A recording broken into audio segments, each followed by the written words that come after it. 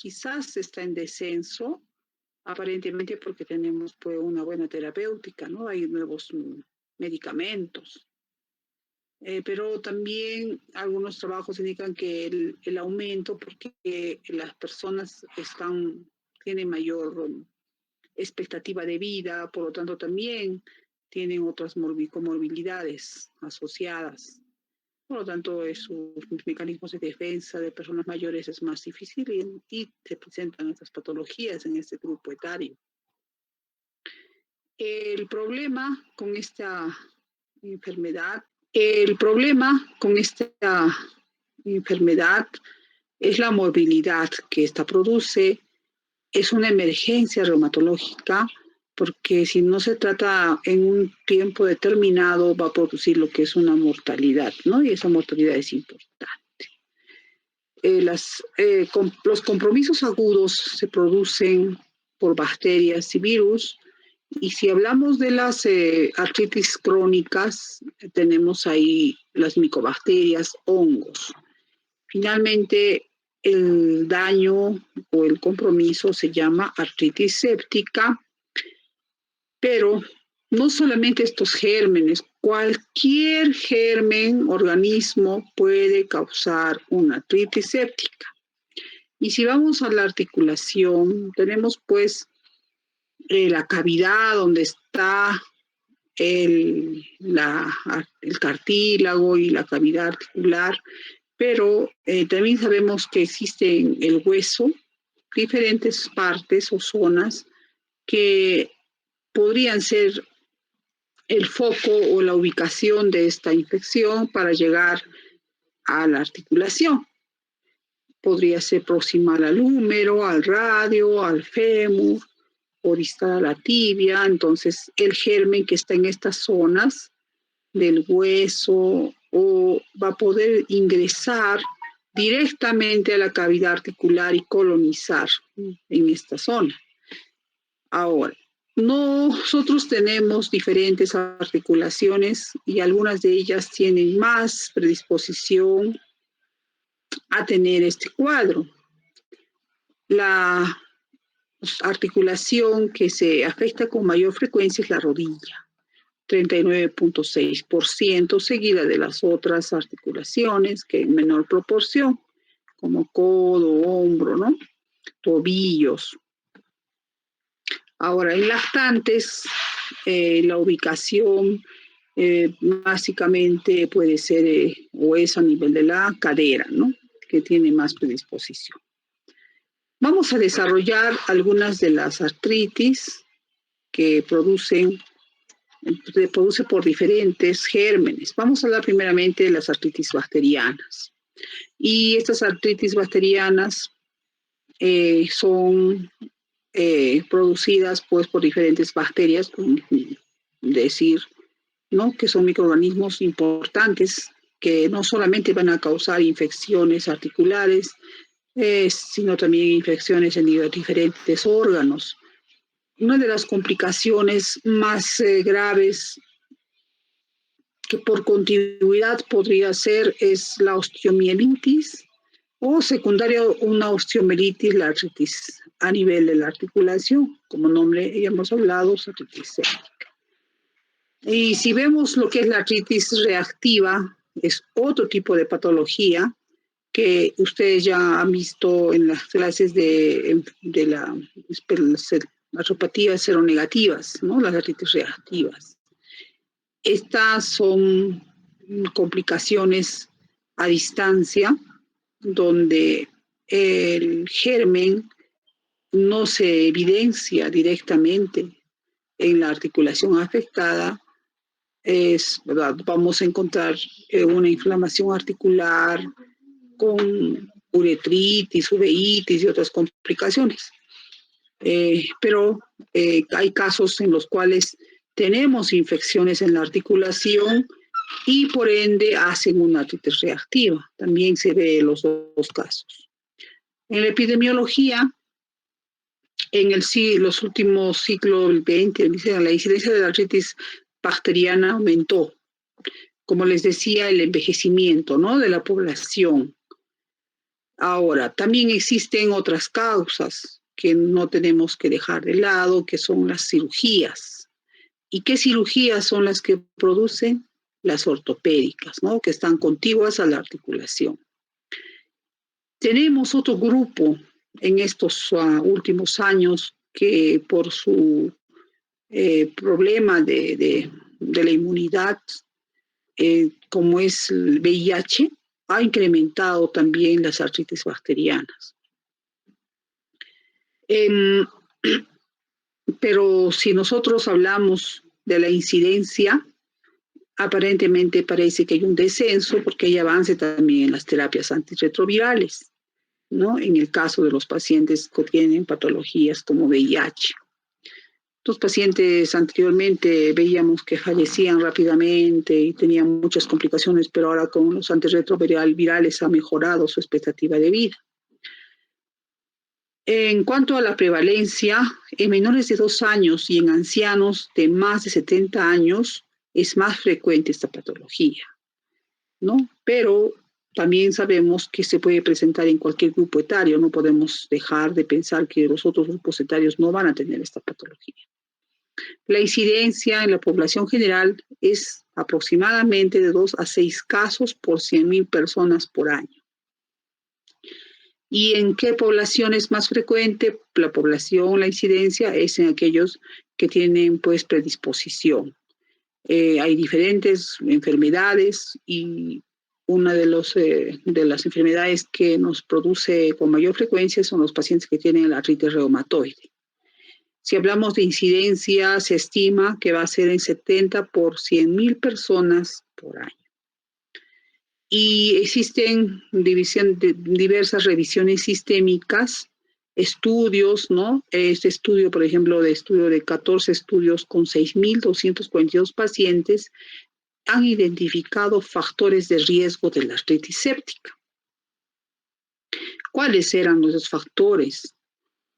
Básicamente, y ahí está encabezando la diabetes, ¿no? La diabetes sabemos que es una enfermedad crónica y que hace que el sistema inmunológico esté alterado, el sistema vascular se dañe, la artritis reumatoide con todos sus compromisos articulares, además con un tratamiento que se da para tratar, que son inmunosupresores, el hecho de tener las articulaciones con prótesis, ¿no? Y causa secundaria de una artrosis, la edad, ¿no? Esos pacientes tienen la mayoría prótesis.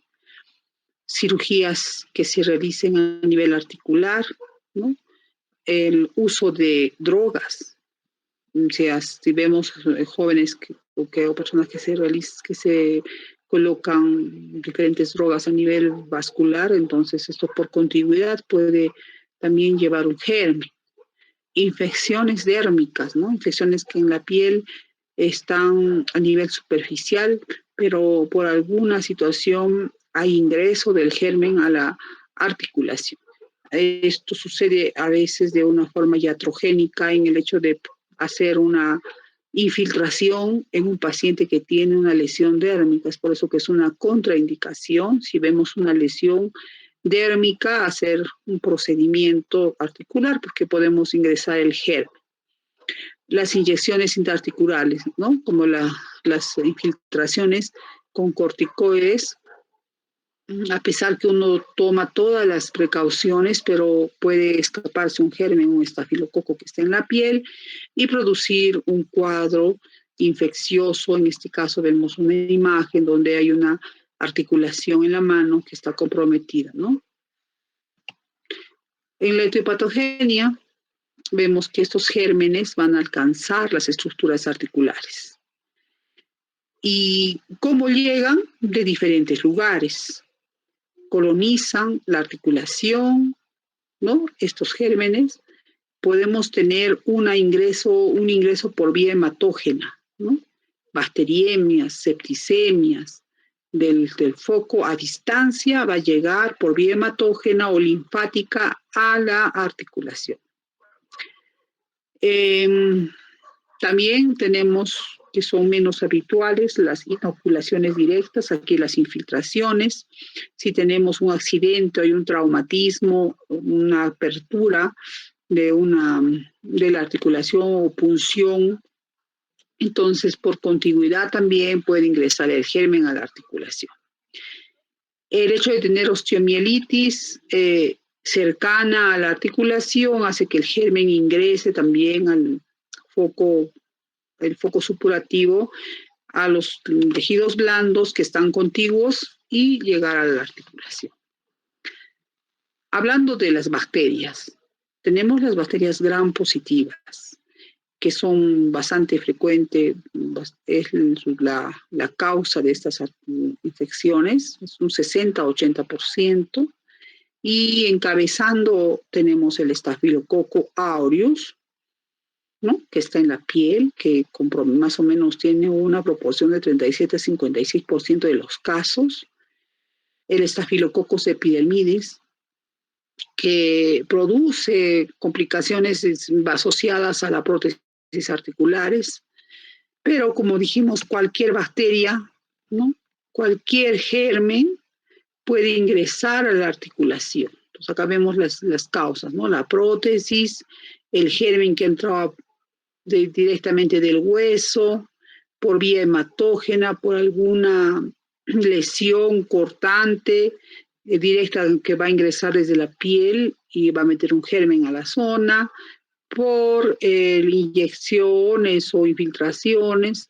Entonces la vía linfática, la vía hemática, enfermedades que ya están ahí presentes como la artritis séptica, causa secundaria a una artritis reumatoide o osteoartritis o la nefropatía por cristales, cirugías. Entonces, todos estos son los mecanismos por los cuales va a llegar el germen a la articulación.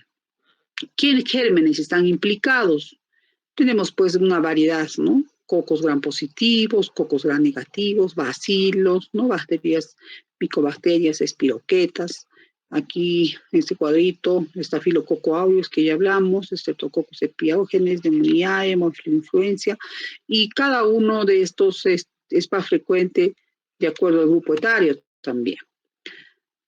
Cuando el microorganismo entra a la articulación, va a producir un proceso inflamatorio, una reacción inflamatoria aguda, que además, como les decía, puede ingresar al hueso. Esta destrucción se hace posible por las citocinas y las proteasas inflamatorias que se van a producir, además que tenemos toxinas bacterianas que pueden ser también destructivas.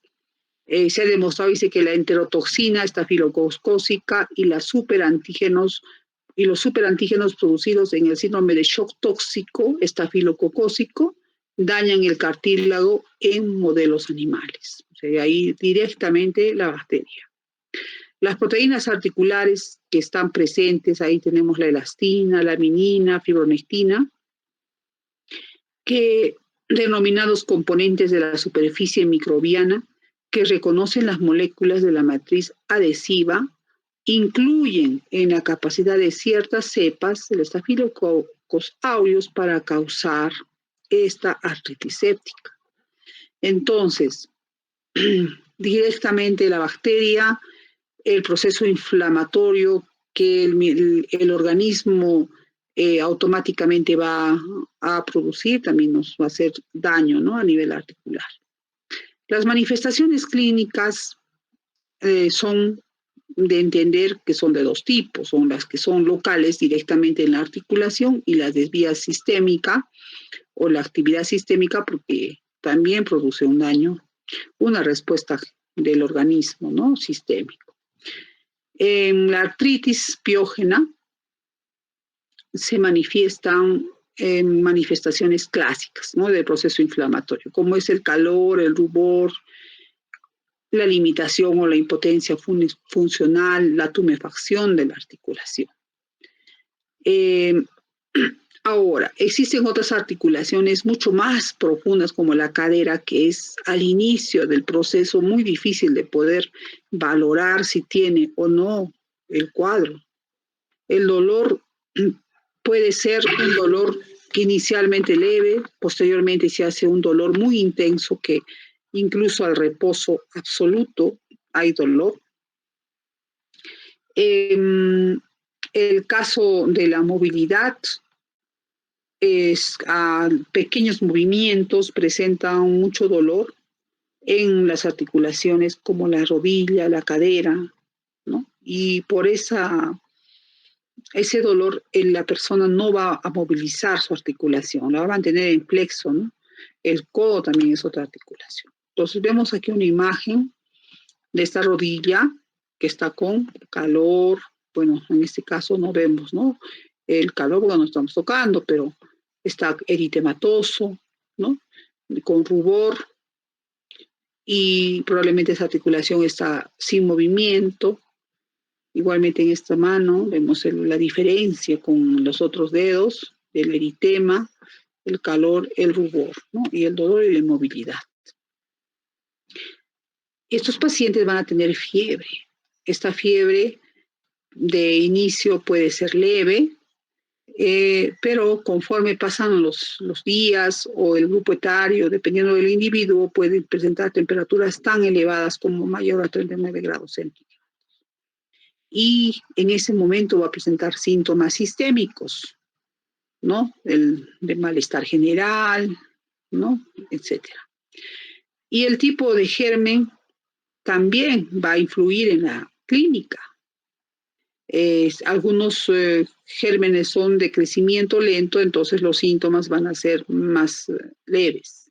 Y los que tienen un cuadro que son más agudo, los síntomas también van a ser más violentos. Los pacientes diabéticos, los pacientes que están tratados con corticoides, los inmunodeprimidos y los neonatos van a presentar cuadros de enmascaramiento. Entonces, ahí como que uno no va todavía a sospechar que está con el proceso infeccioso, y lo que va a hacer retrasar el diagnóstico, y cada día que pasa, la articulación se va dañando más. El compromiso a nivel de las caderas, los hombros, esos tienen un poco más lento, ¿no? Su proceso. Son más difíciles de demostrar, porque para hacer una artrocentesis de hombro o de cadera es un poquito más tedioso, hay que hacerlo con guía ecográfica, y en ese proceso está aumentando el daño articular.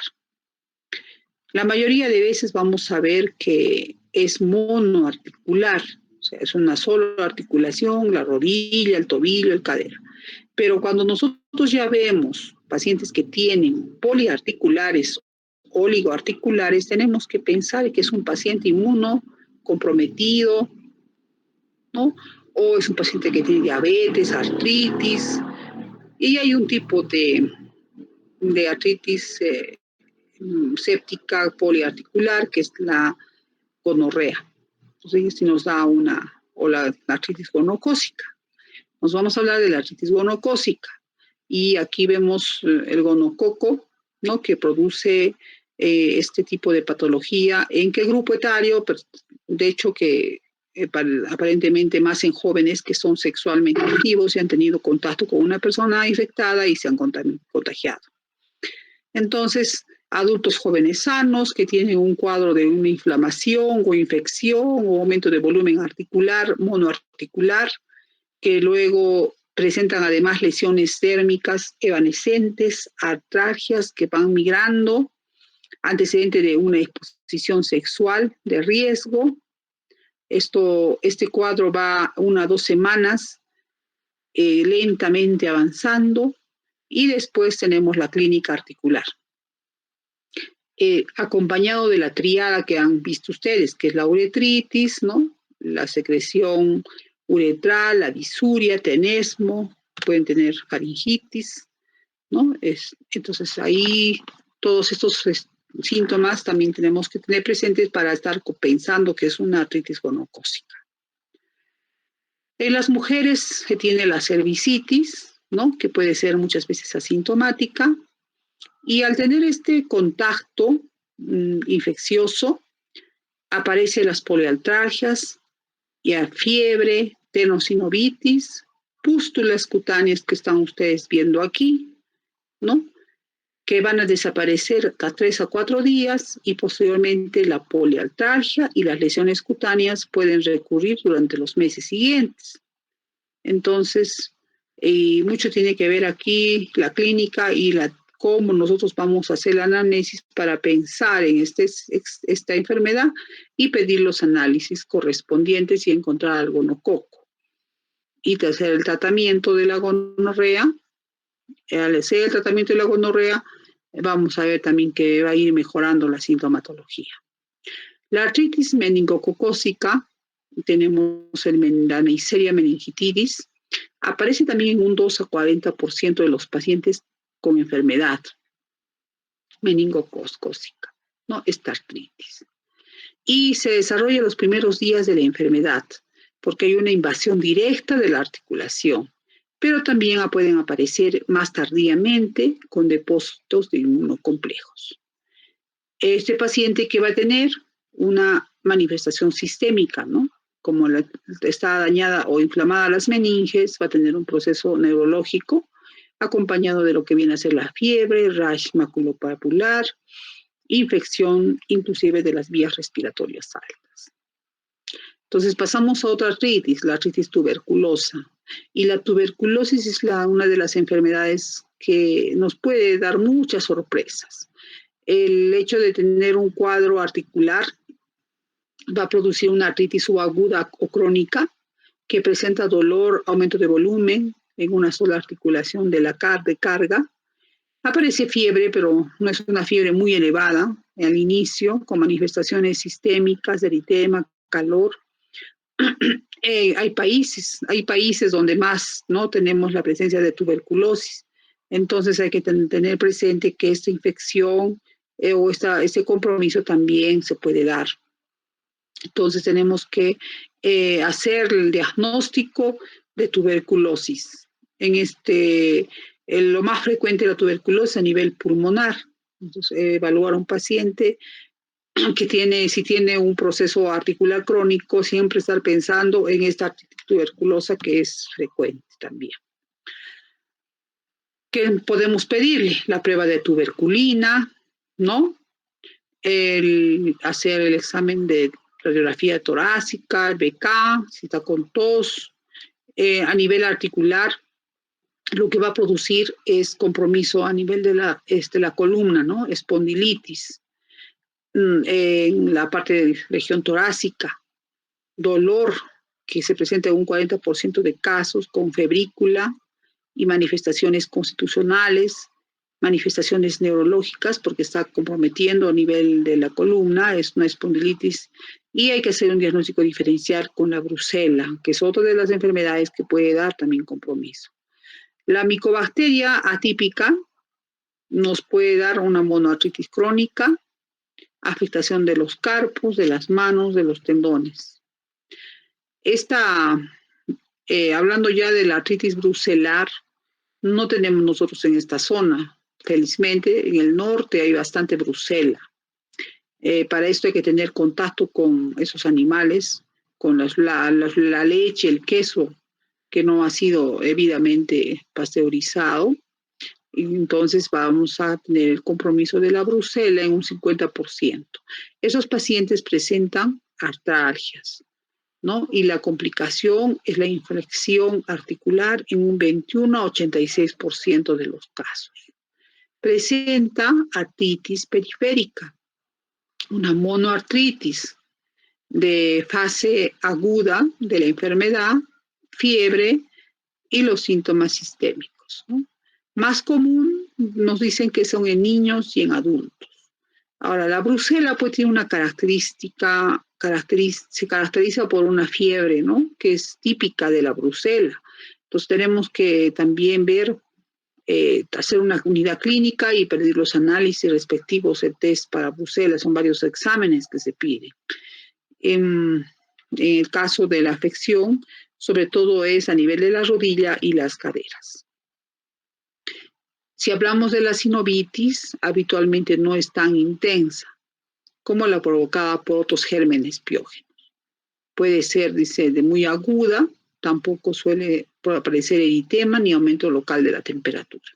Pero sí la característica más frecuente es la espondilitis, que se localiza a nivel de las articulaciones, la columna lumbar, dorsal, cervical. Si la clínica puede ser de un dolor leve a moderado y presencia de abscesos a nivel paravertebral y de la compresión radicular. El examen de la brucela es un examen bastante complicado de hacer, es difícil de diagnosticar, eh, pero también se puede hacer cultivos o aspirado de médula y se puede encontrar, ¿no?, la brucela. Otra enfermedad que también hay que conocer es la enfermedad de Lyme. Es un tipo de artritis séptica, pseudoséptica o pseudoséptica. Y se produce por la picadura de una garrapata, Ioxedes ricinus. Esta garrapata va a inocular por vía cutánea una espiroqueta, que es la Borrelia burgdorferi, ¿no? Entonces, esta infección en sus primeros estadios va a producir un eritema que es migratorio y seguido de una aparición de una pápula, que se va a producir una pápula roja en el lugar de la inoculación. Esta va a estar a nivel de las axilas, las ingles, los muslos y nos dan también síntomas generales que son inespecíficos y puede pasar inadvertida. Y a los meses o semanas se aparecen las manifestaciones cardíacas o neurológicas. Después de meses o años aparece la artritis. Esta artritis que es monoarticular, intermitente, con tendencia a la cronicidad. La mayoría se localiza a nivel de la rodilla. La enfermedad de Lyme es una enfermedad que han tenido muchos de los famosos, ¿no? Y que tienen compromiso en diferentes órganos, además de la articulación, es la garrapata, y el eritema que aparece después de la lesión. Ahora, el diagnóstico de la artritis séptica tiene que hacerse de diferente forma. Primeramente, hacer una muy buena historia clínica, ¿no? En la historia clínica tenemos que nosotros preguntar las manifestaciones sistémicas, ¿no? Si el paciente tiene fiebre, malestar, si ha tenido, además de esto, algún viaje, contacto con, como hemos visto, ¿no?, en las causas de las artritis reactivas, gonocócicas, en la enfermedad del año, ha ido al norte, qué sé yo. Y tenemos que ver las manifestaciones locales ya aquí, entonces aquí tenemos que evaluar la articulación, cómo está, ¿no? Si está ahí con eritema, calor, asimetría, puede movilizar o no puede movilizar. Seguidamente, haciendo todo este cuadrito, pasamos a lo que viene ya a ser los exámenes de laboratorio. Los exámenes tienen que ser dirigidos de acuerdo al tipo de, la idea de cada uno tenga de qué podría ser. Para eso tenemos que pedir básicamente, pues, para ver si hay un cuadro de sepsis o es un hemograma, donde vamos a encontrar leucocitosis, desviación a la izquierda. Tenemos que evaluar bien, ¿no?, las plaquetas, probablemente hay trombocitosis. Puede haber anemia cuando es un cuadro bastante de tiempo. Tenemos que realizar hemocultivos en el momento en que la persona tiene la temperatura elevada. Ahí es donde hay que traer los hemocultivos si no sabemos qué es. Pedir los reactantes inflamatorios como la proteína C reactiva, la velocidad de sedimentación y ver si está elevado. El recurrir en esta parte importante hacer las pruebas laboratoriales, la que pasamos acá a la artrocentesis, que viene a ser la extracción del líquido de la articulación y hacerle un estudio completo, ¿no? Estudio bioquímico, ver los microbios, cultivos, BK, cultivo de BK, cultivo con simple, ¿no? Entonces ahí tenemos que ver cómo está el conteo de leucocitos y las características de este líquido. Es básico. Si nosotros tenemos esto antes de iniciar el antibiótico, porque si ya le dimos antibiótico y hacemos cultivo, obviamente que vamos a tener un examen errado. El diagnóstico de las imágenes. Aquí importantes radiografías. Aunque la radiografía al inicio no nos da un cuadro normal, las lesiones aparecen a partir del 7º día y posteriormente hay una anquilosis o destrucción de la articulación, desapariciones de la articulación. La ecografía nos ayuda bastante a ver un aumento de volumen, a hacer la artrocentesis guiada, la gammagrafía en el caso de ah, artritis sépticas de difícil acceso. Un ejemplo, a nivel de la articulación condrocostal, ¿no? Es difícil, podría ser a nivel del hombro. Y si no tenemos, o tenemos la posibilidad de pedir más exámenes, pedimos tomografía axial computarizada o la resonancia magnética, donde vamos a evaluar además músculo y las otras estructuras que rodean la articulación. En pruebas de laboratorio, como les decía, si vemos un paciente que tiene probablemente brucela, tenemos que pedir el test de brucela, cultivos, etcétera. Entonces tenemos que valorar bien cada paciente para poder nosotros saber. Entonces tenemos la sospecha de que hay una artritis séptica, tenemos que hacer inmediatamente el estudio, la obtención de las muestras, los fluidos biológicos e instaurar rápidamente la cobertura antibiótica. ¿Cómo? Primeramente, si hacemos la artrocentesis, el paciente viene a la consulta, ustedes ven una artritis que está inflamada, hacemos la artrocentesis, sacamos el líquido, lo mandamos a cultivo. No vamos a esperar los 4 o 5 días que llega el resultado del cultivo. Iniciamos una terapéutica antibiótica con cobertura amplia. Aquí tenemos que usar, ¿qué es lo más frecuente? Estafilococo. ¿Qué grupo etario es? Entonces podemos darle gram positivos o tratamiento para gram negativos. Y lo que nosotros estamos viendo, si son hongos, entonces tenemos que dar un tratamiento para hongos. Esta artrocentesis de líquido sinovial es lo más importante. Y ahí tenemos que ver la viscosidad, la diferencia en número de células, la cantidad de glucosa que pueda tener, las proteínas, la presencia de cristales, porque también podemos tener cristales de monurato sódico, de pirofosfato de calcio, asociado a un cuadro infeccioso.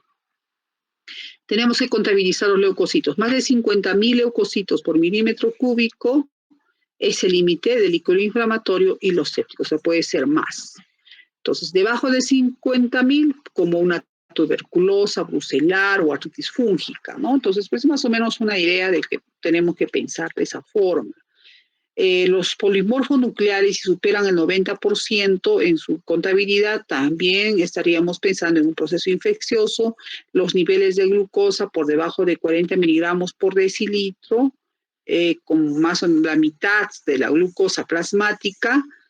Y además, si existe la coincidencia de artritis bacteriana y artritis por microcristales, que es infrecuente, pero que sí tenemos que tener presente y no se descarta la infección si tenemos un paciente con gota y entonces hay que hacerle todo el estudio.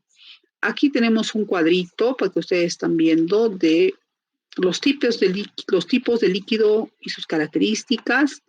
En el caso normal, como vemos, la glucosa, las proteínas están normales, la celularidad, ¿no? El color es transparente e incoloro. Pero si tenemos un compromiso traumático, de hecho que vamos a tener un compromiso o la celularidad va a aumentar. Si es inflamatorio, tenemos el tope hasta 50.000, el líquido está turbio, opaco o amarillento, hay neutrófilos que son más del 50%, disminución de la glucosa, aumento de las proteínas y el cultivo negativo. En este caso, ya hablando ya del cuadro infeccioso, hacemos el diagnóstico diferencial con todos estos. Vemos pues que el líquido es obviamente purulento, opaco, de un color amarillento verdoso. La filancia, que viene a ser la elasticidad de este líquido que nosotros obtenemos al tocar el líquido con los dedos, los pulpejos y estirarlo, es variable. Lo que sí vamos a tener, obviamente, es la celularidad mayor de 50.000 y la presencia mayor de neutrófilos. La glucosa totalmente más baja, como decía, un 50% de lo normal, las proteínas están aumentadas y el cultivo es positivo, porque tenemos la presencia del germen, ¿sí? Entonces, esas es las características del líquido sinovial de un paciente con artritis séptica. Y aquí ven la imagen, ¿no? Un líquido normal, un líquido que es inflamatorio, no inflamatorio, inflamatorio y purulento, el color, ¿no? Más oscuro, amarillento, es como el pus, ¿no? Estamos sacando pus básicamente de la articulación. El cultivo nos hace el diagnóstico, ¿no? Obtención de muestra. Hay que punzar El tratamiento también puede ser lavado articular, ¿no? El fisiológico con técnicas de diferente tipo. Los traumatólogos nos dan mucha ayuda ahí. Se ingresa de 10 a 15 centímetros de líquido sinovial en un frasco de hemocultivo para que se garantice el cultivo. La articulación accesible sí nos ayuda, ¿no? A que podamos hacerle más limpiezas o lavados, hacerles más estudios, a diferencia de las que son más y de menos accesibilidad. Entonces, sospechamos de un germen, tenemos que valorar las condiciones, qué cultivos vamos a realizar para poderlo hacerlo de una manera más adecuada. Si es tuberculosis, tenemos que hacer cultivos apropiados para TBC, ¿no? En los estudios radiológicos de imágenes también, como les decía, la radiografía aparecen en forma tardía. Entonces, en casos iniciales tenemos que ver el aumento de volumen de partes blandas, el pseudoensanchamiento de la interlínea articular, porque hay una tumefacción de la cápsula sinovial y el derrame. Y la infección está progresando, entonces aparecen ya otros procesos, ¿no? Como son la osteoporosis, yus articular, el estrechamiento interlineal y las erosiones articulares. La artritis también, causada por las prótesis, hay una reacción perióstica y lesiones líticas progresivas que nos pueden hacer sospechar de una infección. Uno de los hallazgos, dice, en estos casos, es la extensión de la radiolucencia que se produce en el centro de la prótesis y el hueso. Entonces tenemos que determinadas ocasiones que habrá que recurrir a otros métodos de exploración radiológica para poder nosotros estar sospechando de una prótesis con una infección.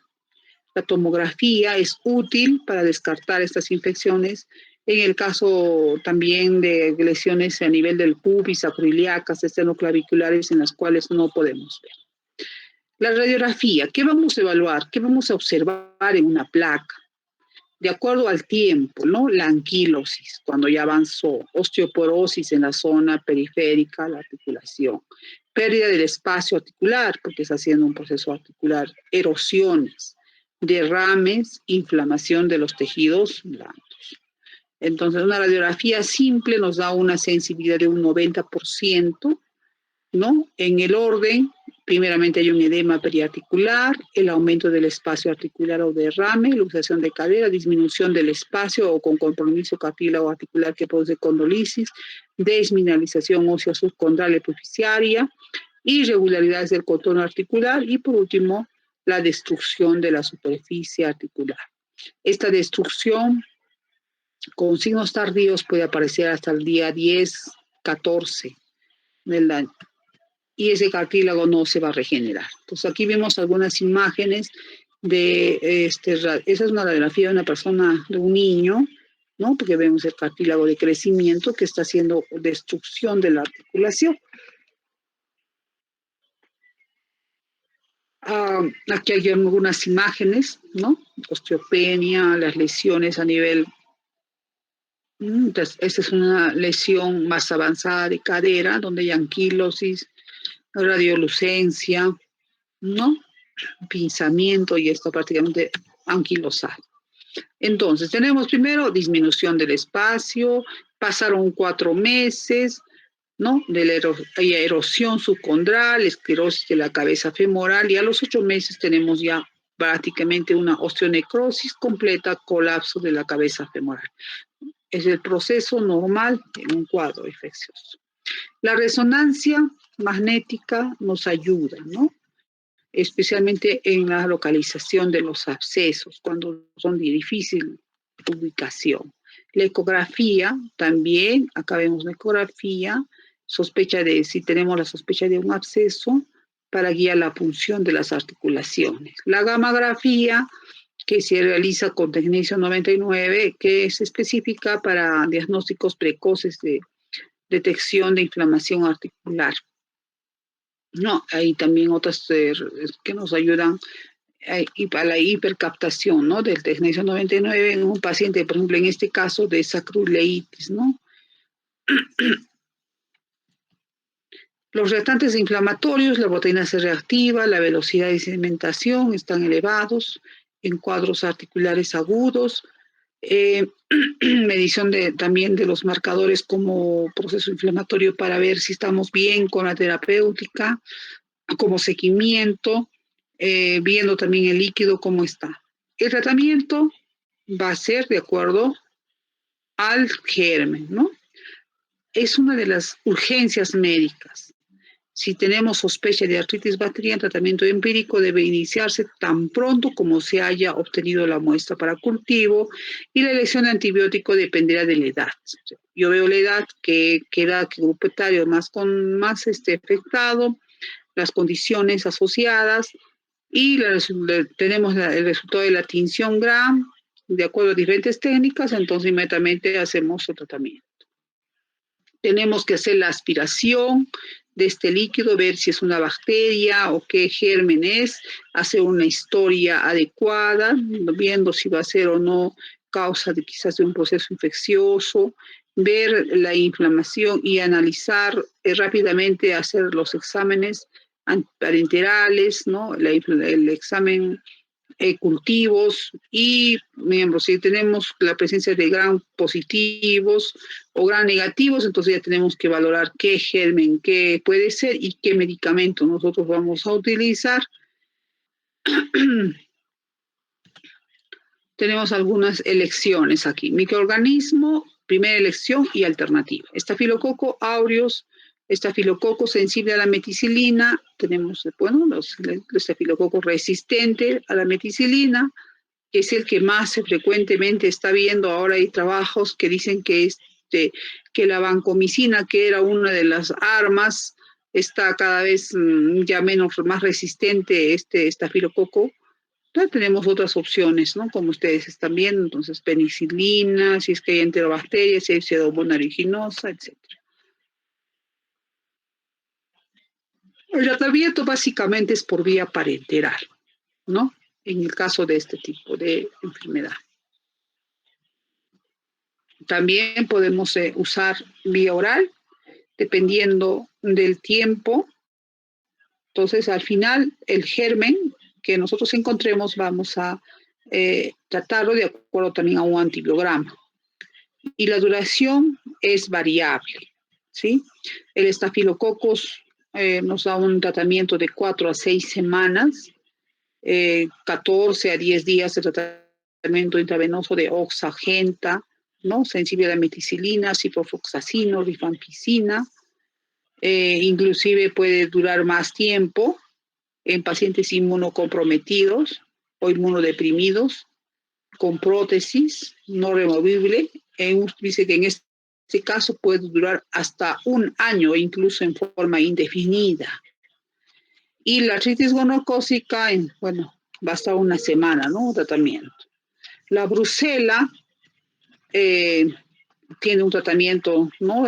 Bastante también prolongado, con una combinación de medicamentos, selecciones, que nos va a durar hasta 15, 45 días, dependiendo del cuadro. La tuberculosis, tenemos ya un tratamiento para tuberculosis con sus diferentes fases, y es la misma que se usa para TBC pulmonar. En caso de tener espondilitis, puede ser un tratamiento mucho más largo, hasta de 9 a 12 meses. La enfermedad de Lyme también tiene un tratamiento con cefalosporinas, etcétera. Es un tratamiento bastante extenso también. La dosis de antibióticos de acuerdo al peso. Aquí tenemos para adultos ese cuadrito. Hay diferentes manejos que nos informan, nos dicen, pero en realidad nosotros tenemos que ubicar qué germen es y tratar de darle lo mejor, ¿no? Tenemos que ver también la persona. Si es una persona mayor, tenemos que hacer un tratamiento corregido de acuerdo a la depuración. Si es niño, hay medicamentos que no se pueden dar en niños. Si es gestante, tenemos que ser variados, no podemos dar una receta para todos. La tinción Gram es inicial, ¿no? Para ver Gram positivos, ya tenemos ahí, pasamos, ¿no? A tratar con banco. Bacilos Gram negativos, tenemos las opciones siguientes, ¿no? El estafilococo aureus el que está resistente a la meticilina, en el caso de Pseudomonas aeruginosa, que es en pacientes inmunos comprometidos, los que tienen alergias a los medicamentos, en el caso de los que tengan alergia a las penicilinas, tenemos otras opciones de tratamiento. La tinción es básica para poder nosotros usar rápidamente, en este caso la vancomicina. El régimen de antibióticos también es resultado del cultivo. Ahora, en el caso de un tratamiento intraarticular directo a la articulación, pues no hay algo que diga que efectiva va a ser efectivo, ¿no? Claro, un tratamiento intraarticular. Lo que sí hay que hacer los lavados.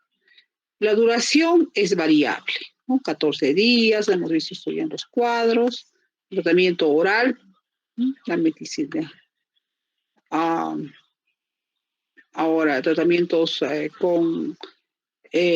cuando tenemos el tratamiento ya más agresivo a nivel articular, el drenaje, o por artroscopía o por artrotomía, que es quirúrgico y lo realiza el traumatólogo con aspiración.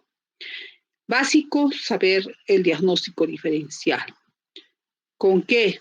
Enfermedades contiguas como la osteomielitis.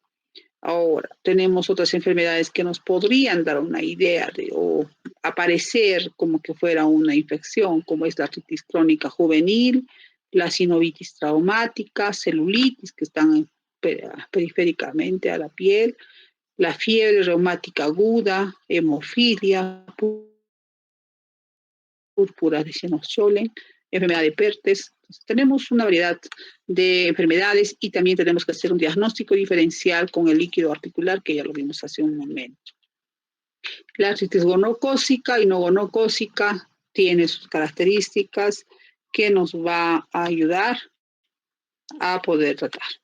Hablando ya de artritis por virus, los virus también nos pueden dar compromiso antiarticular, ¿no? Como producen infecciones que están acompañadas de artralgias, de artritis. Tenemos diferentes virus. El parvovirus, el virus de hepatitis B, hepatitis C, la rubiola, el virus de la inmunodeficiencia humana. En el caso de algunas zonas endémicas, en algunos continentes, hay infecciones pues más frecuentes, como aquí tenemos la picadura de un mosquito que nos puede dar el alfavirus. Y en este grupo se ingresa también el COVID-19. He visto varios artículos de pacientes que tienen un proceso articular secundario a un COVID-19. Entonces tenemos que aislar el virus y ver sus características clínicas para poder ver y tratar, ¿no? Pero los virus sabemos que no va a haber, algunos no responden al tratamiento antiviral, tienen su curso, entonces tenemos que esperar, ¿sí? Y la fisiopatología, que ningún virus ha sido identificado como causante de formas habituales de artritis crónicas. Puede provocar daño articular por diversos mecanismos, por una invasión directa de la membrana sinovial, otros tejidos articulares, la formación de inmunocomplejos en la articulación y el depósito de inmunocomplejos circulantes, preferentemente la articulación y en la piel. Manifestaciones clínicas, afecciones poliarticulares, simétricas e instauración brusca. El artritis tiende a autolimitarse, tiene sus fases de pródromos en sus fases iniciales y puede haber también erupciones cutáneas y síntomas pseudogripales. Diferentes virus, acá tenemos el chikungunya, el mayaro, con infecciones clínicas, hepatitis B, la hepatitis C, el parvovirus, el rubiola que nosotros conocemos. El diagnóstico es sospechar que estamos frente a una infección viral. Tenemos que hacer una muy buena historia clínica. El diagnóstico definitivo habitualmente es difícil porque no vamos a encontrar el virus, no hay una forma quizás de evaluar, pero vamos a tener que sospechar. Y el tratamiento sabemos que los virus pueden haber antivirales, dan tratamientos sintomáticos con analgésicos, antiinflamatorios, los antiinflamatorios no esteroideos, y hacer más bien las infiltraciones, ¿no? debe ser utilizado limitadamente. El parvovirus es otro de los virus que nos tiene una familia del Parvoviridae, un género eritrovirus, que nos da también compromisos a nivel de tipo articular, ¿no? Característico. Estos algunas veces pasan desapercibidos y ¿por dónde llegan? Por vía respiratoria. La artropatía por el parvovirus B19 tenemos en el 50-40% de los pacientes y el 8% de menores de 18 años con sobreinfección que van a presentar manifestaciones articulares en forma de artralgias, manifestaciones que son sistémicas, pero a la vez que presentan a nivel articular.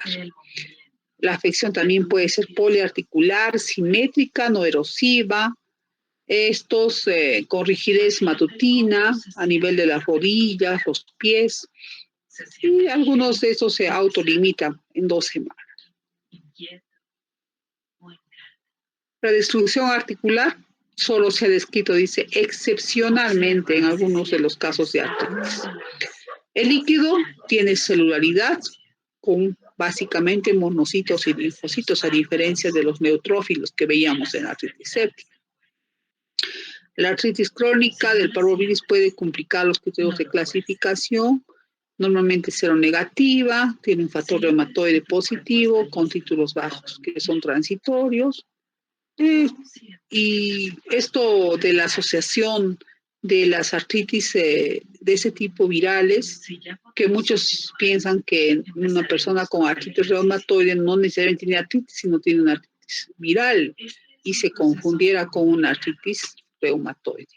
Entonces hay que estar pendiente y saber que existen este tipo de infecciones virales, pueden simular otras enfermedades como lupus, ¿no?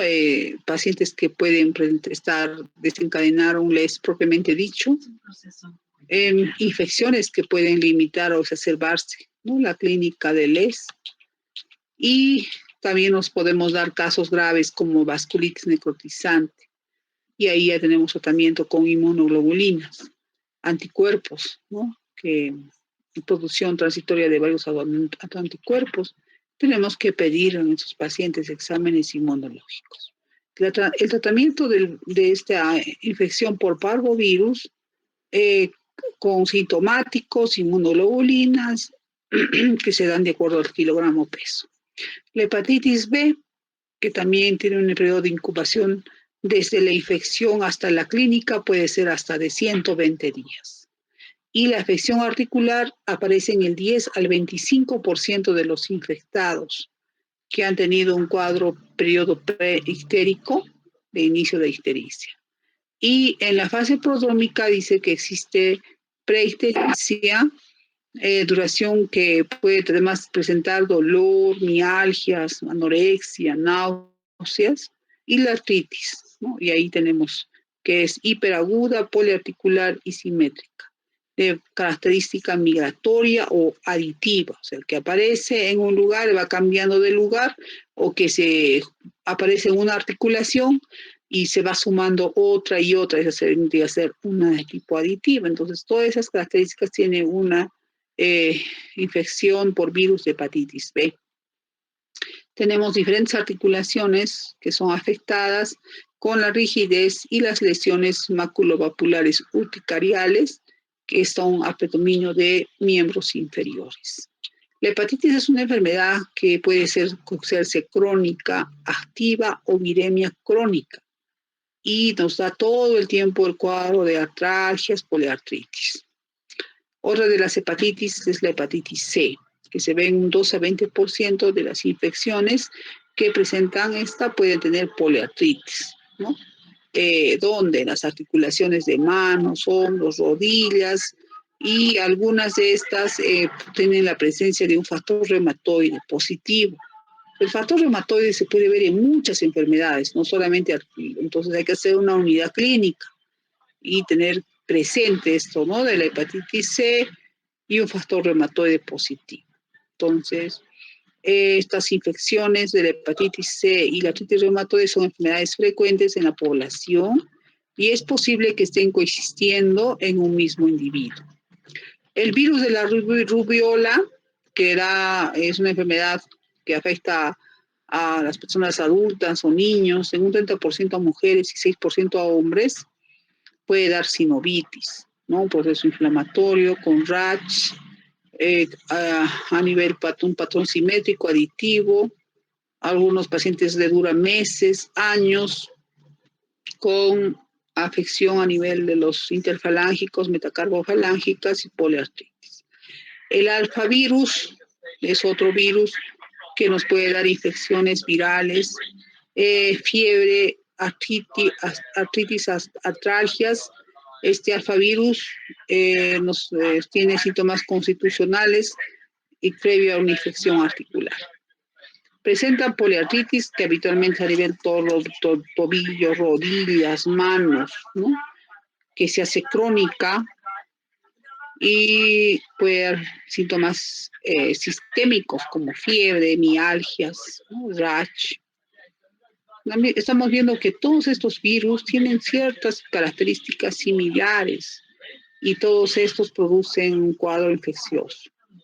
Y finalmente el virus de la inmunodeficiencia, el VIH, que 45% de los que tienen una primera infección por VIH, algunos tienen características transitorias oligoarticulares. Otros van a ir aumentando o van a presentar un cuadro articular inflamatorio más crónico. Y tratamiento, pues, es básicamente tratar el VIH, analgésicos y de tranquilizar al paciente. Coexiste con dolor óseo, ¿no? Que se limita, dolor articular, con de etiología no se conoce, pero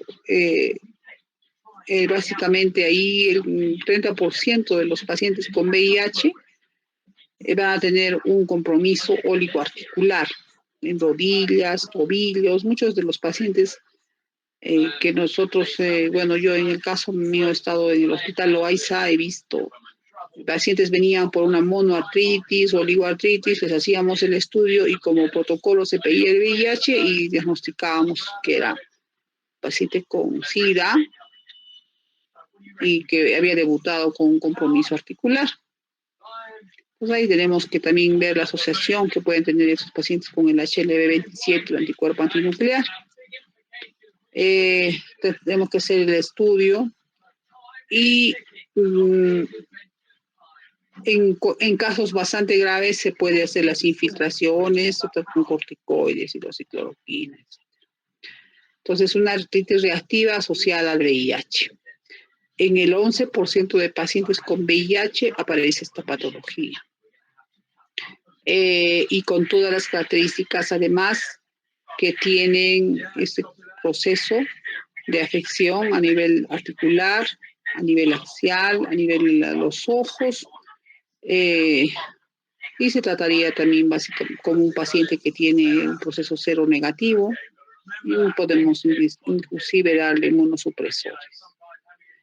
Hay un síndrome, el síndrome de linfocitosis infiltrativa difusa, que se asemeja al síndrome de Sjögren, y este se va a caracterizar por hipertrofia de las glándulas salivales, linfocitosis periférica a expensas del linfocito CD8, afección extraglandular del hígado, pulmones, tracto gastrointestinal, riñones, ¿no?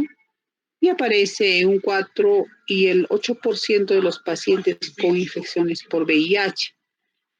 En estos pacientes tienen una afección, son la mayoría varones, tienen síntomas secos, linfodenopatía generalizada, parotidia, afección extraglandular, negatividad habitual del factor reumatoide, el AN, anti-RO, el anti-LA y artralgias, que pueden ser con artritis o sin artritis. Entonces, esta enfermedad reumática exclusiva de la infección por VIH aparece en pacientes con VIH, mejora con la infección de VIH. La artritis por hongos, finalmente, las tenemos pues infecciones sistémicas por hongos. ¿En qué pacientes? Pacientes que tienen un proceso de inmunodeficiencia. Entonces ahí tenemos pacientes con neutropenias, que tienen tratamientos crónicos con corticoides o antibióticos de amplio espectro, adictos a las drogas. Tenemos diferentes tipos de hongos, las cándidas, ¿no? Candidiasis, que es una diagnóstica más frecuentemente y nos da síntomas a nivel articular. Son habituales aquí el dolor, la tumefacción, la impotencia en esta zona, afecciones vertebrales, la infección por este cándida, con síntomas a niveles lumbares en un 30% de los casos, localización más frecuente dice a nivel de la columna dorsal, columna lumbar, cultivos positivos en un 50% de los casos, donde vamos a encontrar el cándida albicans, asociadas además de endoftalmitis, endoftalmitis en un 18% y afección cutánea y las mucosas. Otros hongos, la aspergillosis fumigatus, que es el más habitual. La vía de entrada, sabemos que la aspergillus es la vía respiratoria en pacientes que tienen inmunodeficiencia. Ojo, todos estos son por inmunodeficiencia y aquí vamos a tratar con la anfloximina B, fluconazol y traconazol. Coccidioidomicosis, ¿no? También es un virus, un hongo que nos puede dar sintomatología a nivel articular y puede llegar por vía de diseminación hematogénica, ¿no? Es difícil su diagnóstico, pero hay que conocerlo. La blastomicosis, tenemos el blastomisis dermatitis, ¿no? Y tratamiento a nivel de este tipo es con amphotericina B y traconazol. Y bueno, la histoplasmosis. Ahí tenemos el histoplasma capsulatum, ¿no? Que ingresa al organismo por vía respiratoria y va a producir artritis y osteomielitis. El tratamiento antifúngico se realiza también con amphotericina B aquí y el itraconazol. Entonces vemos que la mayoría de estos pacientes con compromiso de tipo micótico son pacientes que tienen un proceso inmunosupresor, por tratamiento o por enfermedad, y van a tratarse la mayoría con amphotericina B, itraconazol, el fluconazol. Bueno, eso es todo lo que el día de hoy les he traído. En las clases de artritis séptica hemos tratado de ver todos los gérmenes que conozcan ustedes que podrían producir ese tipo de compromiso articular. Bueno, eso sería todo por hoy. Hemos hablado creo que 1 hora, un poco más. Y ya se habrán dormido todos, no sé. Están aquí o ya se fueron. Les he pasado artículos, 3 artículos para los 3 compañeros, ¿no? Que van a exponer estos temas. En el caso que ustedes encontraran mejores artículos, también me lo pueden pasar, porque a veces hay otros, si ustedes encuentran algo más interesante, algo que les llame la atención, se puede cambiar los artículos, no necesariamente se van a basar en lo que yo les estoy dando. Además que sabemos que tienen que estar haciendo su monografía. Las monografías ya deben estar preparando. Los resúmenes no me han entregado, ya deben estar. Ahora, le dije al delegado que me presente él todo, no me estén mandando uno por uno a mi WhatsApp o al correo, me va a mandarme con numeración todo, porque necesito para tener la nota de la primera unidad. Vamos a tener que evaluar con el doctor el porcentaje. El examen parcial va a tener un porcentaje, el examen final de la unidad tiene un porcentaje. La exposición al final va a tener un porcentaje de la nota y el examen oral, vamos a ver qué porcentaje le vamos a dar. ¿Ok? Entonces, eso es lo que quería informarles y gracias por escucharme. ¿Alguna pregunta, alguna duda, algún aporte? Doctora, yo tenía una pregunta. Te escucho. Doctora, quería preguntarle si siempre, o bueno, la artrocentesis siempre se va a dar, o hay casos en los que no se puede hacer. Mire, lo ideal es hacer la artrocentesis. es lo ideal. ¿En qué momento es una decisión que tenemos que tomarla o no? Es cuando tenemos lesiones dérmicas. El paciente viene con una monoartritis, un ejemplo de rodilla, y veo que hay una herida, una lesión, una escoriación en el muslo o en la pierna. Entonces ahí podría que quizás esa artritis sea una reactiva nada más, y no la presencia de una séptica. Y yo por curiosa hago la infiltración o la artrocentesis y ingreso el germen que está en la piel. Entonces para eso tenemos que hacer una muy buena historia clínica, ver los síntomas sistémicos que pueda presentar para poder hacer este tema. Lo ideal es hacer siempre es lo básico, ¿no? Es como cuando decimos un absceso drenado, absceso curado, ¿sí? Entonces tenemos que hacer la artrocentesis de preferencia, pero viendo esas posibilidades también que te digo, ¿no? Porque podemos ingresar el germen y hacer con toda la asepsia posible, limpieza, ¿no? Yodo, un buen campo, una jeringa de 20 hay jeringas que son, ¿no? De 10, de 20, y unas mucho más grandes, de 50 ml, ¿no? Una de 20 con una aguja número 18, que sea una aguja gruesa para que pueda aspirar. No vamos a poner una aguja número 21. Ingresas la aguja y no vas a poder aspirar porque el líquido de la artritis séptica es un líquido bastante denso. Entonces tenemos que ingresar con una aguja número 18 y aspirar. Y a la primera, no estar punzando, sacando, pues tenemos que hacer un buen marcaje. Si es que es una articulación difícil de acceso, entonces ya con una guía ecográfica. Y si es simple, la rodilla es básica, ¿no? Rápido, se puede hacer ahí.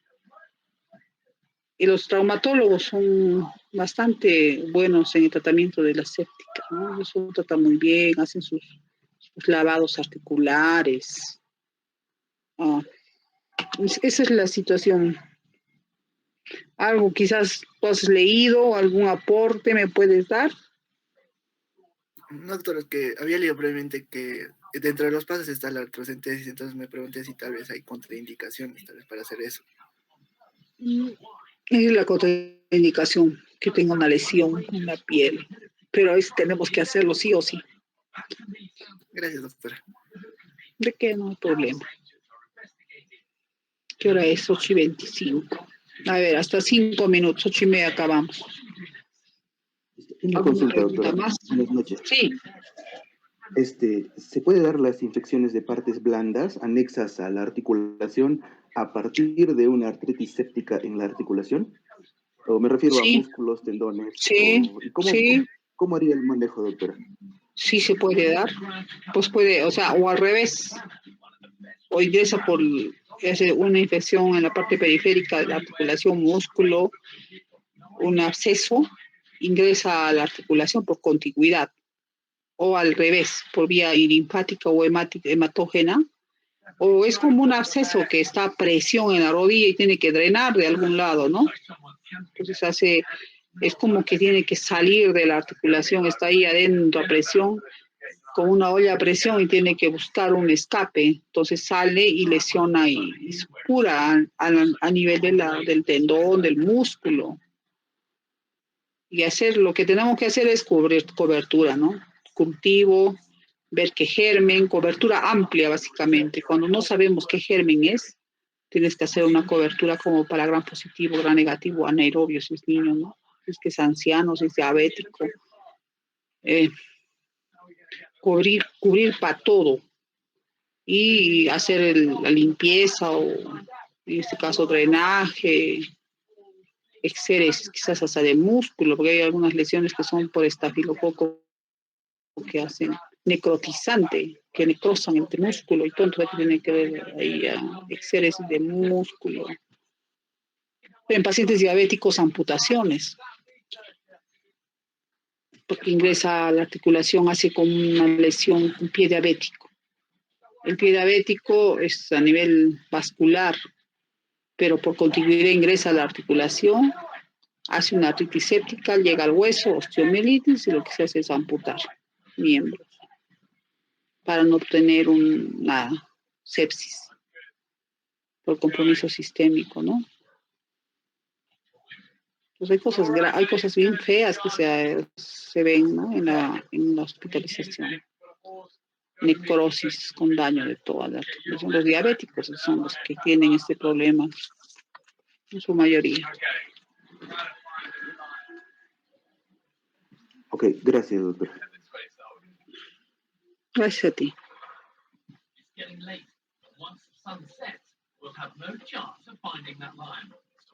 Tómame por favor, la lista.